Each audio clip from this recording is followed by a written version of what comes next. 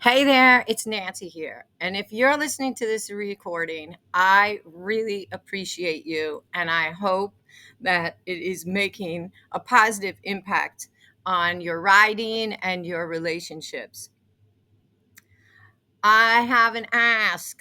Please send me an email. Let me know what is your favorite part of these recordings. What can I do better? And if you are enjoying it, please share with your friends, anybody that you think might benefit, so that we can get more people subscribed and bring more energy to this group. So I really appreciate you. I think you're going to love this today's recording and let me know. Thank you. Last week, we talked about the riders and the nerves for riders and like what makes us nervous. And did you guys want to revisit that at all? Um, we talked a little bit about and really we're talking about riding and not, I mean, this can get a lot deeper when you start talking about the freeze, flight, and fight. That, we're not talking about it in a so much of a trauma way, but more in that way that how does it affect our horses when we don't feel completely in control of our bodies? How do we get to know ourselves, and what ways do we respond? And sometimes these are things that we can find out in other aspects of our life and then see it uh, in the horses. The horses are always such good teachers for things like that.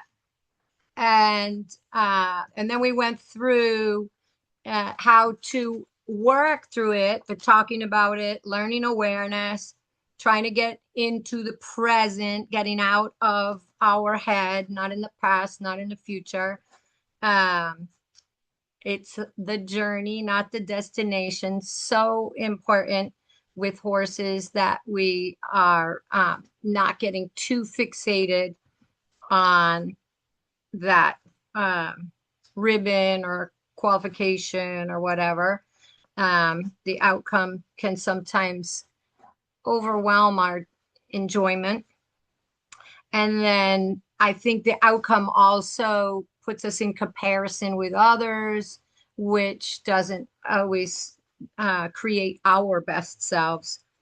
That creativity, that relationship we're building with our horses, knowing that there's a certain synergy that we're building with our horse that is much more than just us or our horse. So, and that's something that I really learned through the years, that when you build that partnership with your horse, that you can, and you keep having that growth mindset about yourself and your horse, that you can really create something that is much more than just the sum of the two parts. And many times I have taken horses that either my trainer said weren't really worth the effort, or they had, somebody had already given up on them.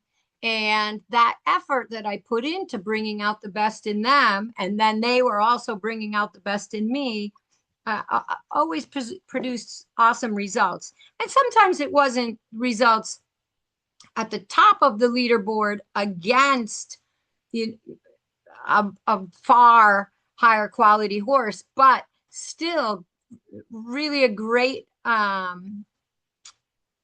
journey and learning experience and good points in addition. So just really don't focus too much on the outcome. Really focus on that relationship and bringing out the best in each other. And moving that to knowing your current values and then making all your decisions based on your values. I just had a conversation with somebody about that today, actually, where she was all of a sudden completely going off track out of her, what she had originally told me was important. And it was like, what? And she's like, oh my gosh, you're so right. These people had talked to me and they got me, running down this road that actually I don't even want to go down. So we, made a U-turn, but it can happen. So, really remember your own driving values and make your decisions based on those, and don't look back. And the values can change over time. That's also okay. You don't have to be married to them for the rest of your life, but where are you in that right now? Train your horse to the basic aids and don't get on if you don't have his attention. So that's a big part of fear, is that, that I'm not in control of my horse. I'm worried about what it's going to do. What are people going to think when it's misbehaving? And maybe I am going to get hurt. So this needs to be something that is really, really clear at the time. So many people I know that have had accidents, if they really were going to look back, again, somebody that I just talked to last week, and, in her, in the beginning, in the mind is, horses can be unpredictable. You never know what's going to happen, And I said, if you really were to look back, were there signs that something was a little bit off? And sometimes we don't listen to those little voices in our heads, or we think that people are going to think that we're fearful, or we're,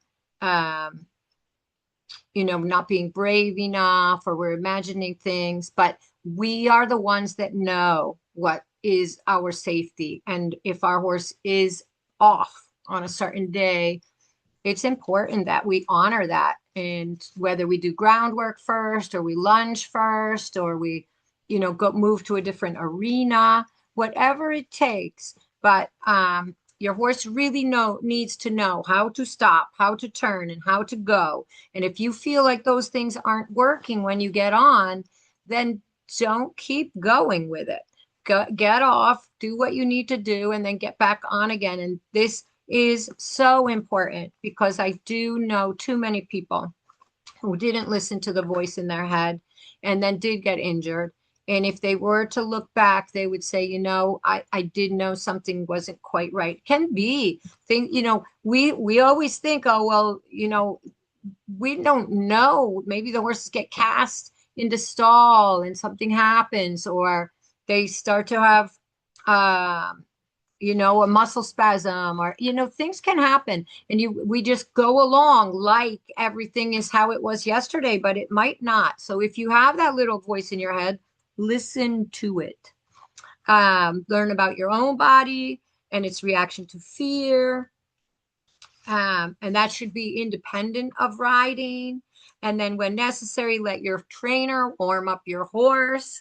Don't feel bad about that if that is something that, is available to you. And that it also gives your trainer a chance to feel what's going on. And sometimes that can be a revelation.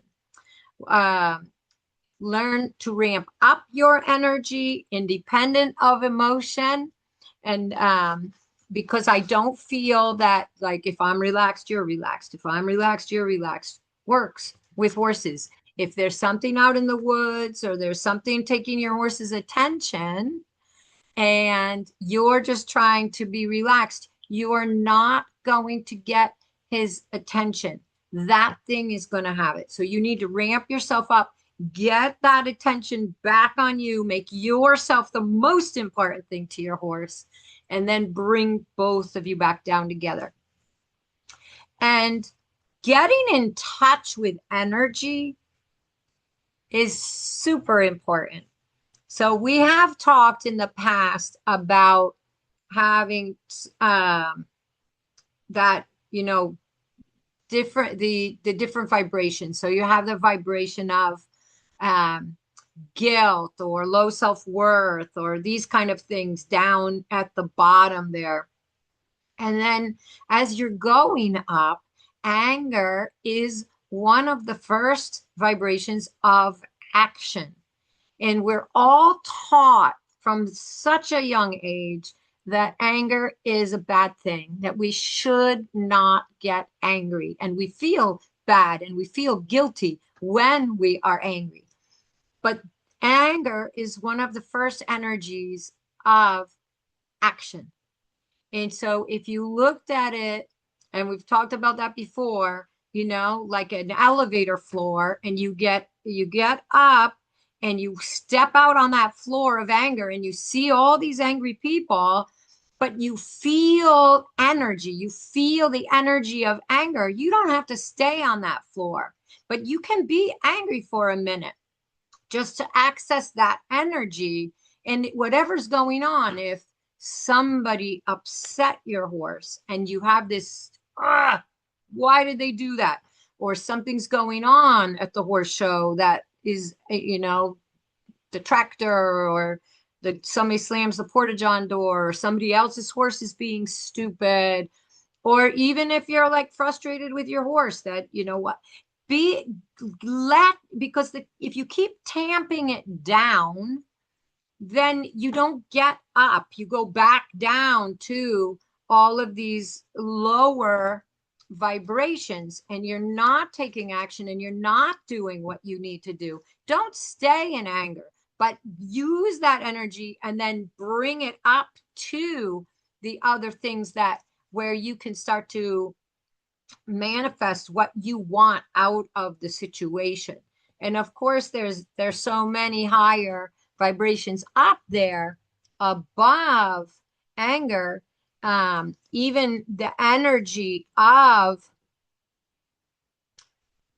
this is happening right now, and I'm in acceptance that it's happening, and I'm taking action as I need to, is a higher vibration than bumping into anger and then going back down.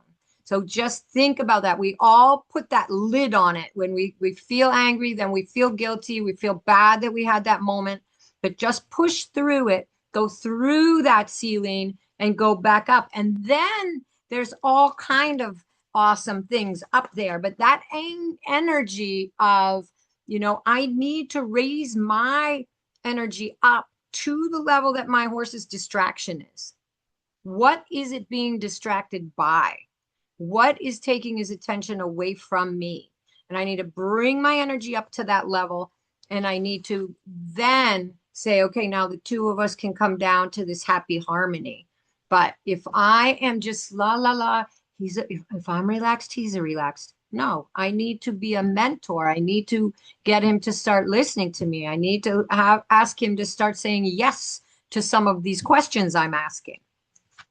So then the next one is understanding that pressure gets more pressure. So if you're trying to hold the lid on the pot, if the horse is excited and you're trying to hold it back, that's just going to get more pressure from your horse, more of the feeling like he needs to explode. So sometimes we need to let the open up the gears a little bit, let that steam out. So what that might mean for me is going to be groundwork, where you can make those rules ahead of time, and you can let that rope be loose and give your horse the job of standing still or following you or doing the leg yield, but that there's not tension, there's not gripping with the legs, there's not holding on with the rope or the reins, but there's that freedom for your horse to make the right decisions, right? So pressure gets more pressure, and you want to teach your horse to look for that give. Hey, Lissa, welcome. And then it is not necessary to keep up appearances. So, sometimes it's going to look like everything is working for us, and sometimes our horse is not going to be listening. And if we're pretending like everything's okay and we're keeping up appearances, over time, there's going to be a point of no return where your horse is just checking out totally. So do what you need to do in the beginning so that you can use those smaller aids. And I really never I sometimes got that wrong. What it really needs to be that if your small aids are not being heard, amplify them, because then you can your horse gets understanding about what it is supposed to do. Then you can come back to the smaller and smaller and smaller aids, and your horse is working with you. But if you're in those small aids and they've got their fingers in their ears, then you eventually they're building up this ignorance. They're building up this block, and eventually you have to push through that block, and it's actually going to be quite a bit harder to push through it when you haven't backed up your aid for a little while. And then you're going to really get a bad reaction. And then just the last one in this is whatever your skill level is now, know that it is enough that your horse can understand you. And when you ride with that kind of confidence, you are going to get what you want when you ask for it. And then we develop a little bit more of a refined aid system. And we start to be able to put those aids closer together to create different movements and collection and so on. But when you're second guessing yourself, then your horse is going to be confused also. So it's very important, no matter how much you want to improve, no matter how much better you want to get, no matter how much you might every once in a while take responsibility. I didn't ask quite right. I wasn't sitting quite right. My leg wasn't exactly right. Back up your aids so that your horse knows what you want. You are capable in your present state to explain to your horse what you want. I have no doubt about that. And then your horse will get better trained, and then your aids will be able to be more refined. So it is very, very important. And don't, so we're taking that encompasses a lot of the fears. We have the fear of appearing to be too rudimentary in our aids. We have the fear of not knowing what to do. We have the fear of our horse not listening to us. So that going forward with that, I know and I can apply my aids every bit well enough that my horse will understand me. When we go into our riding like that, everything will follow from there. Okay. So very important. So then the horses, we move on to the horses. And I think I have, what is all that stuff on there? I don't know why I have that. Anyway, that that's my picture of all the stuff that I have in the head. So that was the for the riders part, and it just kind of made me laugh because we do oftentimes, it is almost like this chaos going on around the brain. And then all right, here we go. The horse part. Here we have a very nice, relaxed, stretching down horse. And what we want to think about is there are training methods that cause fear and stress, and that fear and stress will block the training, impedes the learning. When you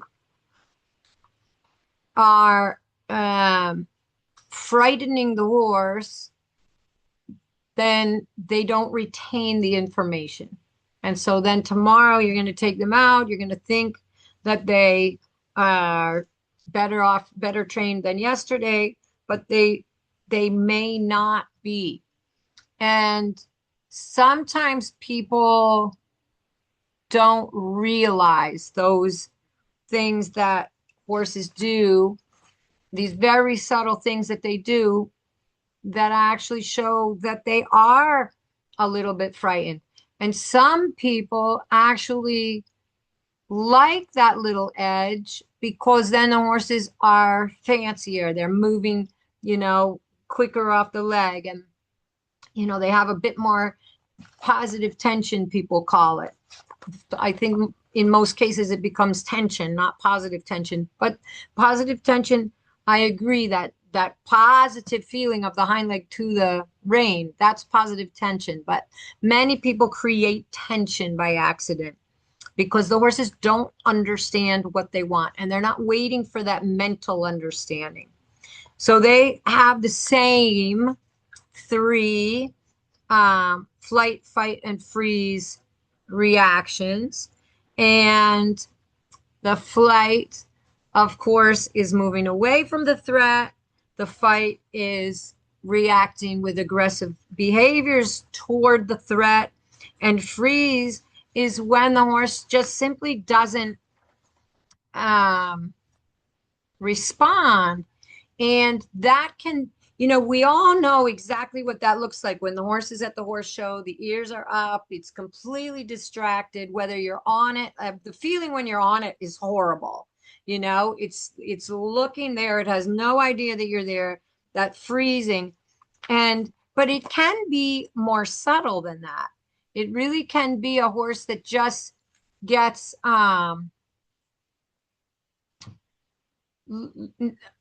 lacking reaction on the aids, right? And people might even think that horse is lazy, and they'll even say, that it's lazy. But when after a period of time, then all of a sudden this whole explosion will come out. And that's because the horse was protecting with the freezing. And people don't realize that it doesn't know what to do. It's a little bit scared what to do. And then all of a sudden, all chaos exudes. So that would be this one. So the horses are, oh my gosh, my husband has the excavator outside and he's dropping something by the window. Just caused me to have a little fright. So the other thing is that freeze response is that moment of trying to decide, should I fight with you or should I run away from this? And when any of those emotional states that they're in or reactions that they're in, that they are not learning. And that I find the ability for horses to show us that they are learning, to show us that they can make the same response more than one time, to answer the question on an even lighter aid the next time. I find that is the most fun part of training. And many people are ignoring that mental aspect from the horses because they were taught that you're riding the horse and you're kind of making it do what you want it to do physically. And these horses that we have bred now are very, very smart. They're domesticated for a long time. They're super, super agile, and they get very tuned in with the riders. And they have, most of them have this desire to please us. And they aren't trying. It used to be so many people would come to their lessons like, he doesn't want to work. You hear it all the time. But I think it's our responsibility to give them the clue about what we want them to do. And then the reward when they are going after it, even if it's not perfect, then they will try harder and harder to do that thing that you're asking. But we need to break it down into bite-sized pieces, into small things, and logical steps. And we need to notice when things are getting muddled up. And how do things get muddled up is, for me, a big balance issue. So when the horses are getting out of balance, and then they are looking for the reins for balance, or they might be leaning at the legs or something like this, even though they're the ones that start it, they become incredibly uncomfortable. When they're leaning at the rein, the body doesn't function. So if you think about it, out in nature, horses use their necks for balance. If the horse runs across the paddock and then it wants to stop fast, the neck flies up, the hind legs go down, and boom, they stop like that on a dime. When we start riding them, we are asking them to balance themselves, first of all, with the rider on top, and second of all, with their neck in a different place, not fixed, but fixed. So they have to change the way they use the hind legs, the way they use their back, the way they use their joints in order to keep that bit light and to keep their neck supple and to keep that acceptance of the bit through the body. This is a lesson. They need to learn this. It takes time, and it takes a lot of different types of exercises, clear understanding of the aids, and that feeling that they can make their steps bigger and smaller without putting the neck up and down. And in the beginning, that is not easy. And so for me, we need to consider that the horse is not understanding us if it is leaning in any way on our body. It's not letting the aid through. And when they don't let the aid through their body, that's a lack of understanding. And it takes a while, especially for a young horse, to really get the concept of letting the aid through the body. That's why I love the groundwork so much. But this is imperative to the future training, because if the horses don't understand about those aids moving through their body, then when you use the aids, they get out of balance. And then over time, that becomes feeling really uncomfortable for them. And then they will oftentimes misbehave. When we're deciding which training method to use, we need to consider not just the training, the effectiveness of the training, but the horse's experience and the horse's confirmation. So, different approaches are going to work with the different ways that horses are put together. And many of the breeds have a little bit different. If you're talking about a Frisian or something like this, the way that they think about their bodies is different than if you're one of the modern warm bloods, as opposed to the way some of these Andalusians or Lusitanos are thinking about their bodies. So it's so important that the way, the training method we decide on really works with the horse that we're working with and the experience. Is the horse had some bad experiences? Does it have no experience at all? Has it had experience in a different type of sport? These things are important to their learning. And then methods that risk causing injury or physical, emotional harm should not be used. I don't need to say that in here, but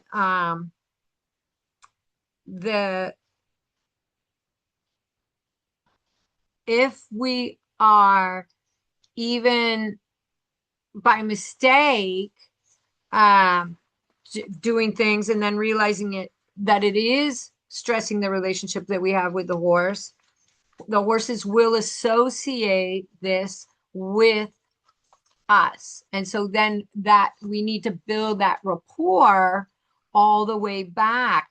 And it can happen sometimes that we take a system or a way of approaching certain things and we think it's going to be accepted and as we think it's going to go well, and then it doesn't. But when we step back, we really need to go back to ground zero and not just try to put that band-aid on and keep going. I see sometimes on Facebook that fun, you know, incorrect training is like buttoning your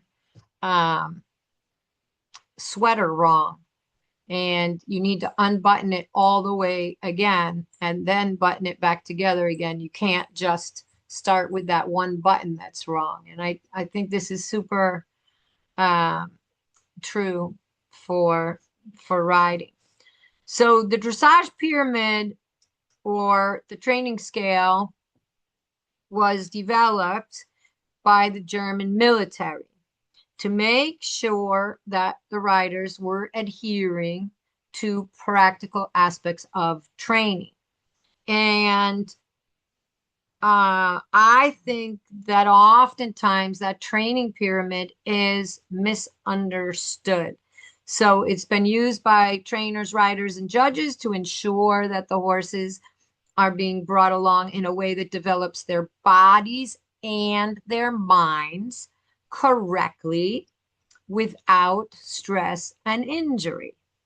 So I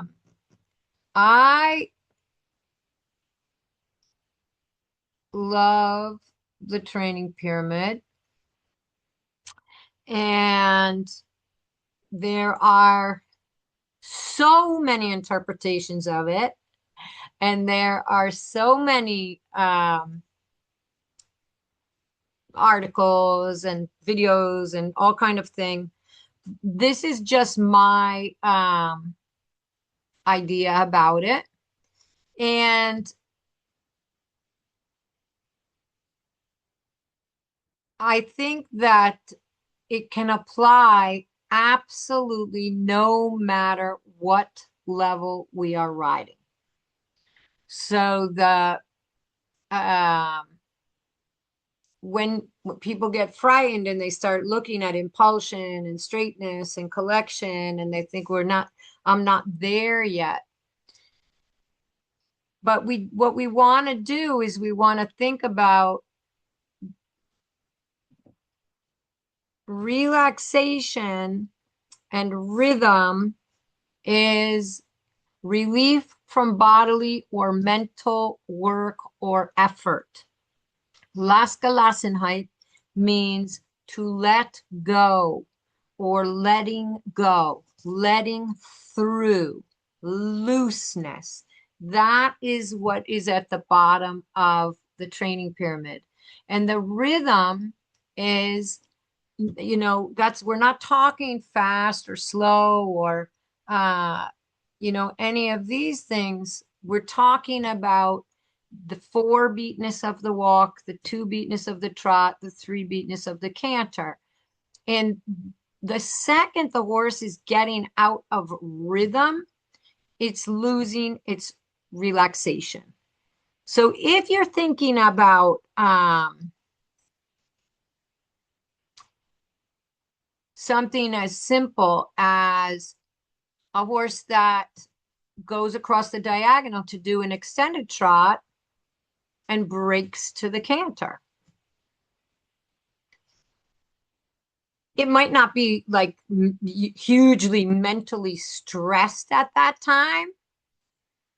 However, in order to go in the extended trot and then end up cantering, it has to be losing the relaxation. It's losing its balance. It's being asked to do a bigger trot, an extended trot, and within whatever it was, in the balance, in the understanding, in the preparation, it wasn't able to perform that extended trot. And so it canters. Now, that's not the worst thing in the world, but that is what we are talking about. If every single time you go across the diagonal and you get canter instead of extended trot, we need to revisit relaxation. We need to ask less. We need to prepare more. We need to make sure the balance is understood for the horse. And it's just a simple thing. If it happens once in a while, of course, every once in a while, I am gonna push my horses to the canter. So I know where the limits are, right? That we're not going to hold back all the time. But if it every single time I go across, then I know that something is going wrong in my training. In the same way, so that's just as, losing the rhythm in it.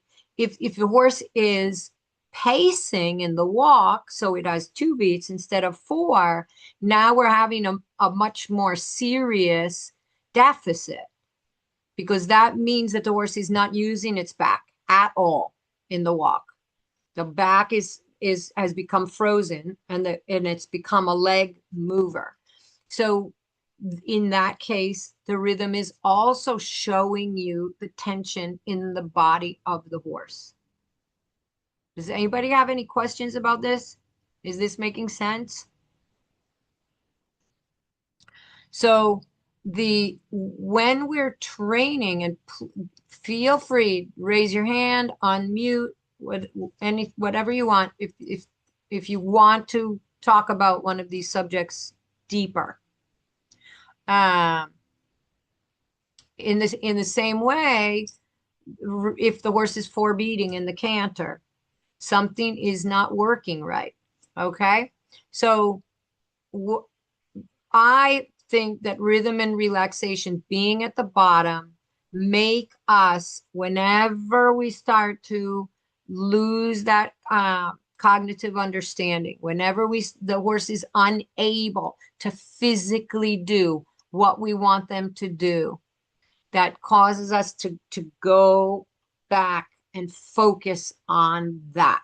That is the bottom of the pyramid. Whenever we lose relaxation, whenever we lose rhythm, then we focus on finding it again, and then we go back up from there. And then we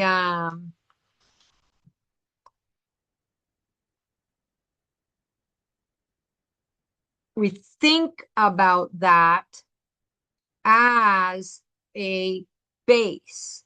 So if you think about rhythm as a base, relaxation as a base, that for me, the second the horse is, going uneven in a half pass, or short long in a shoulder in, or 4-beating in an extended canter, all of these things for me make the movement very much at a deficit. Now, we don't always see that in our modern dressage shows at the moment, but this is also because you can be sold by a horse that's really throwing its legs well. And it can be that the horse can get out of a 2-beat rhythm, but it can be a little bit hard for the eye to catch. If you slowed it down, you would really see it. But that it is hard for judges always to see exactly what's going on. And you can be sold by these fancy horses, and sometimes the fancier ones can get higher points than the ones that are really honest. But that we must stay true to the horses and to the training, and not, just because every once in a while something like that happens, that doesn't mean that we need to join in that. We want that honesty. We've talked about that. We've talked about that before. And so each horse is different, and what can be relaxing to some horses might be stressful for others. And this is really important. So it's the relaxation that's important, not the rules about relaxation that's important. So if you think about a young horse coming out to go to work and having a little bit of energy, I love to walk for 10 or 15 minutes before I really start to go to work. I like the joints to get lubricated. I like all the muscles to get loose. I like the horse to get used to me sitting in the saddle. But a young horse, maybe that 10 minutes of walking is going to be really frustrating. They come with a lot of energy and eagerness for the walk.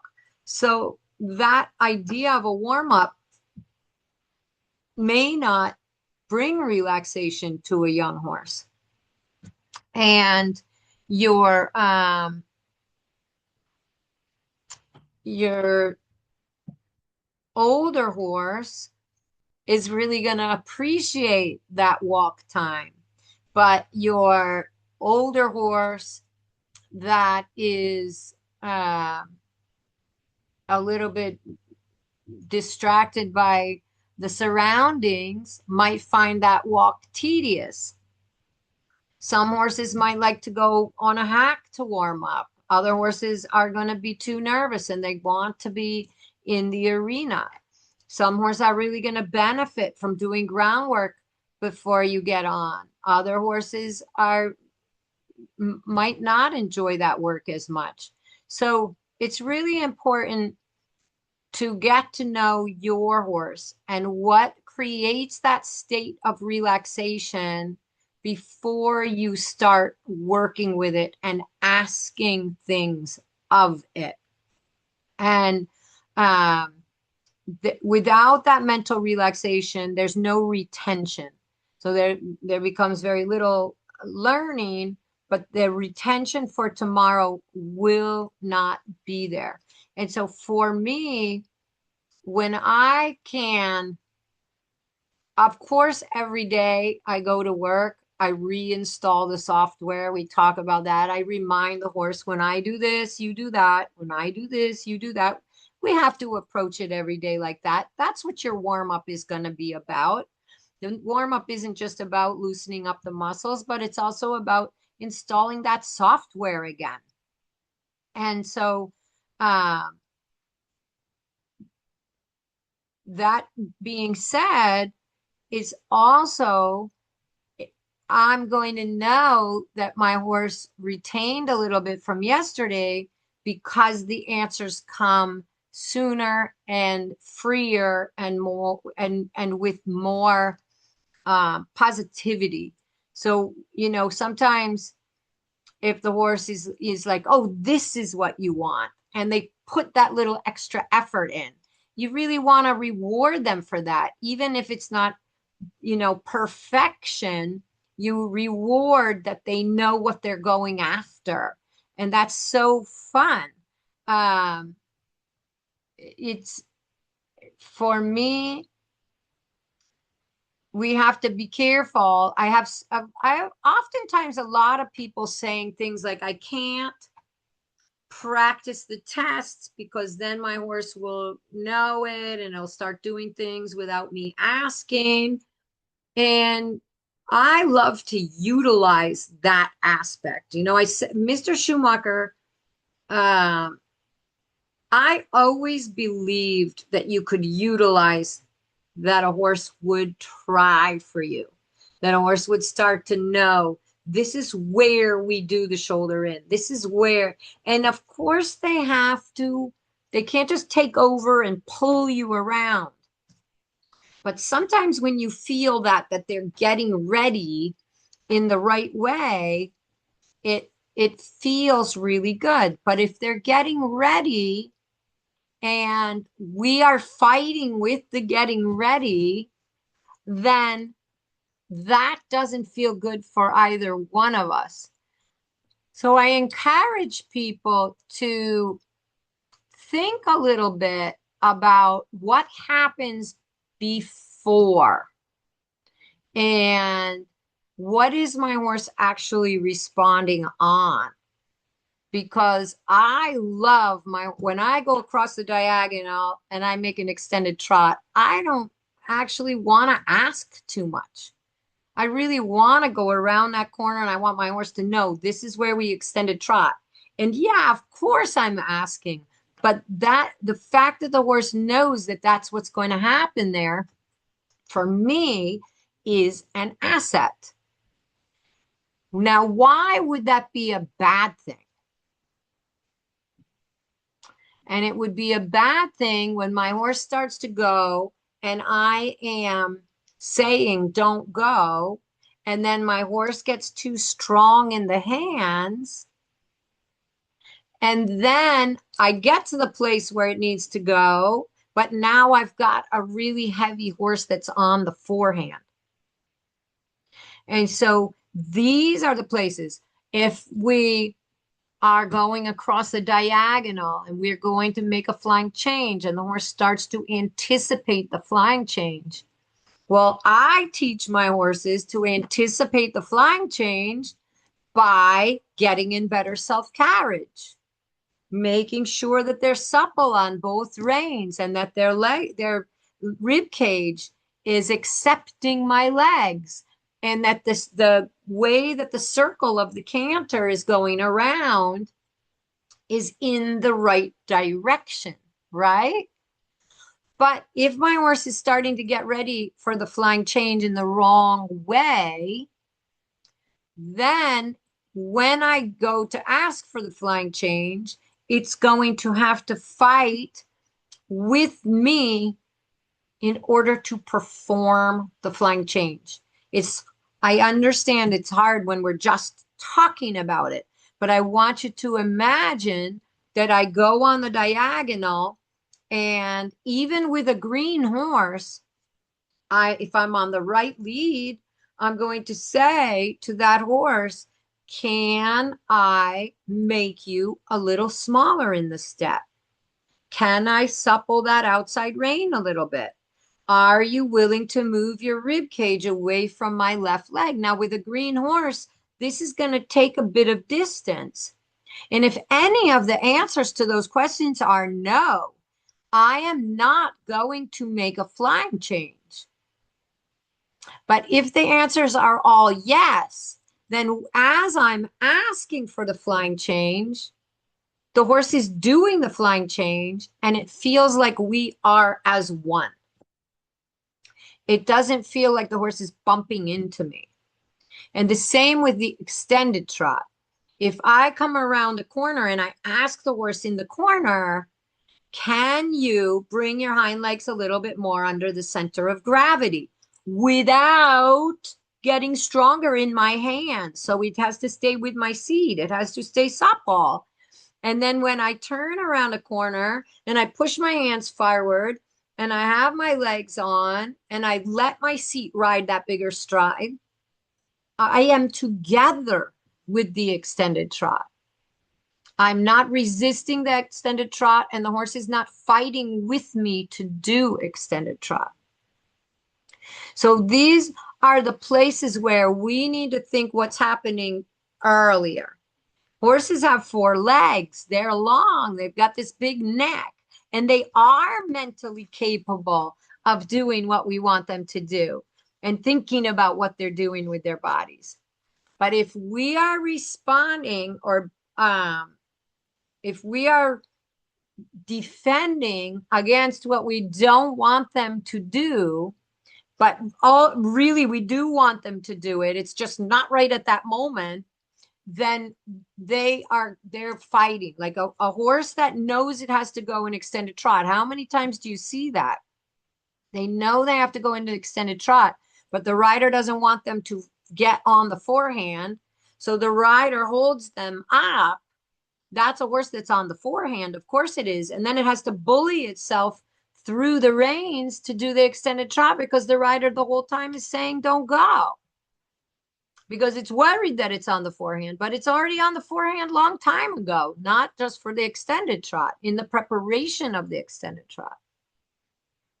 So these are the kind of places where I think that mental, really having that idea that your horse has the mental capacity to learn what you want, to respond correctly to you what you want. Don't repeat things over and over again. They're not good for their limbs anyway. But also, if your horse is having a problem, absolutely. Yes. 1 second. If your horse is having a problem um, with anticipating,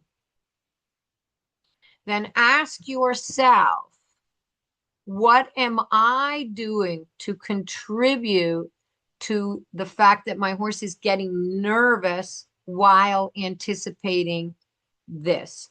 And then how can I break down the preceding corner or diagonal or whatever it is? How can I break the aids down, break that down so that the horse understands it a little bit better, and then build it back up again and see if I can't enjoy that my horse is anticipating, and we can be more as one and not more my horse kind of fighting to do what I want. And I think personally that the voice is very, very useful. And of course, we are not allowed to use it in the test.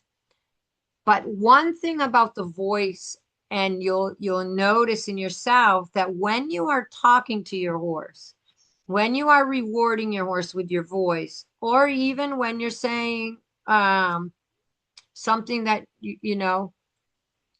uh, like when you're playing pool, I'm going to put that green ball in the corner pocket. I will say things like that, like we are going to start the shoulder in here. Go through the corner, make the step smaller, short side go forward, small steps in the corner, and shoulder in. If I have that running in my head a little bit, my body is following through and doing those things. And then I'm thinking in that positive. So my voice is going to be going up, Meg, if I want something more forward or with more energy, and if I, in canter, um, or, I do a lot of praising with my voice, but there's a certain thing that goes on with your body when you're talking. You have to breathe. You get down in your diaphragm. So even if you can't speak out loud in the show, you can do it under your breath or in your mind's eye. And you will find that you will breathe more. You will find that you get grounded more. You will find that you are planning much farther ahead when you do that. And when you do tell your horse, good, there's something that happens to your body and then your horse's body because of that praise. And so I find that it's takes away the negative voice in the head. If you are and we're going to make a half pass, and now we're going to go to the walk, and now we're going to trot again, and those kind of things aren't commands really. And I know you were referring more to using commands, but for me, that's a really useful way to go about it. As far as the and a lot of praising with the voice, and then you're finding that your body follows what your voice is saying. So if I am saying and trot, there's something that my body does that is asking my horse to trot. So maybe the voice is having a little bit of an impact on my horse, but it's also having a impact on my body language. And walk, there's something that happens in my body. I'm breathing out in that moment. I'm committing to that walk transition. So there's so many aspects going on that I think that the voice is really helpful. And if you have to practice before you go to the show to make sure that that voice isn't carrying. But I do still think that it's a healthy habit. And there's certain places, where you guys have heard me talk a little bit about Glorious, and he was one of the first horses that I actually got to teach center lines to, because so many of the horses that I've ridden had it came from a little bit different show experiences. And he was little when I got him. So I got to teach him to really love center lines. And I chuckle, every time I would go down the center line at a show, because at home, when I would practice them, I would, tell him all about, and we're going to, come on, we have to show off on the center line and everybody's looking at you and you're such a champion. And it's, does he understand the words? Of course he doesn't, but he understands the feeling that you're giving him. And then I can, chuckle those things under my breath when I actually go down the center line. Um, and it makes everything flow. You don't get that, oh, what if he doesn't halt? What if he puts his head up? You're not thinking that way, because you've already kind of programmed all that. We're going to halt, in at, we're going down the center line, get ready and halt. That you can do it in your riding. I'm glad that that makes sense for you. Uh, and right now you're riding a horse that other people are riding too. So your relationship that you're going to make with that horse, you need to make it the second you start interacting with it when you get to the barn. This is what we're doing today. And, I might ask you differently than some of the other people, but we're going to make a relationship and you're going to understand me. And when you come with that mindset, the way you ask for things, it's going to be more clear. It just is going to be more clear. You're not going to have that fuzziness in the brain of, what if I'm not asking the way the other people do? So what? Because he's going to be tuned into you. He's going to notice when you say this and when you tell him he's good, and then he's going to try harder to do that again. And that's, that is when you're going to know that you're really making progress with that relationship, because all of a sudden the horses change their mind. Well, this is what I used to ignore the lip. When you have horses that other people ride, sometimes they don't listen as well, or, what, they get a little, so, all of a sudden your horse is going to be like, oh, this is different. When I do it like this, she's happy. So yeah, have fun with it and see what works for you. And yeah, I don't like a lot of, just one other point is, if you say something. So, uh,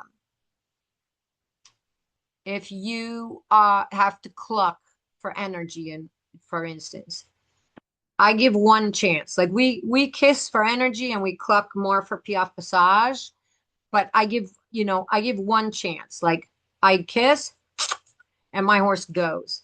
And if they don't go, then they get the leg. And if the leg doesn't work, then they get the stick. And then next time I give them the opportunity to go from the kiss again. Okay. And there's a certain energy with that then follows through, that I don't need the kiss when I get to the show. But don't get repeating, blah, blah, blah, blah, blah, like, now that's confusing for your horse.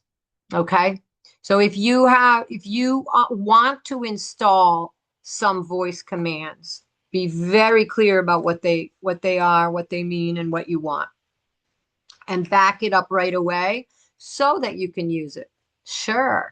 but don't be, like so many people, the clucking thing just can be really a problem, and they don't know, you know. So think, for me, a kiss is energy, and energy is energy. It doesn't have to be a gait change. It's just put more energy into that walk, put more energy into that trot. And then for us, if you think about pied passage, the cluck is a technique. And so you only want to cluck on one leg. You're not going to, so that's why if you're in the habit of like, then blah, blah, blah, blah, the horses just, eventually they drown, they just block it all out.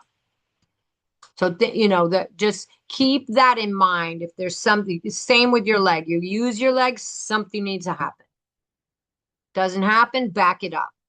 When you get what you want, reward. Next time we talk about, go back to that easier aid again. And then they learn. And then they want to be going on easier aids, right? Great. Good questions. Thank you. Anybody else? Any questions?